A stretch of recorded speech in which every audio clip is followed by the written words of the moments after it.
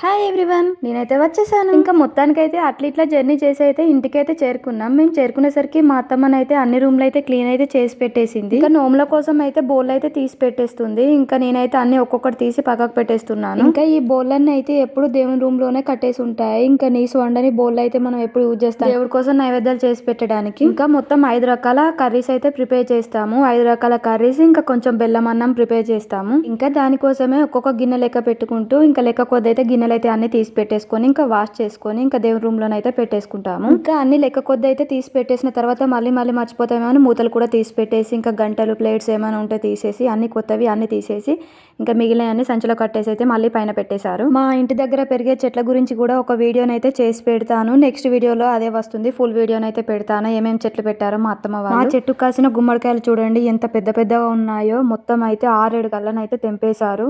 6-7 గుమ్మడికాయలు అయితే తెంపేసి ఇంకా సెల్ఫ్ లోనైతే పెట్టేశారు. చూడండి ఎంత పెద్ద పెద్దగా ఉన్నాయో గుమ్మడికాయలు. వీడియో ఇక్కడ వరకు అయితే చూసారు కదా. వెళ్తూ ఒక చిన్న లైక్ ఇచ్చి వెళ్ళొచ్చు కదా. అలాగే సబ్స్క్రైబ్ చేసుకోవడం మర్చిపోకండి. బాయ్.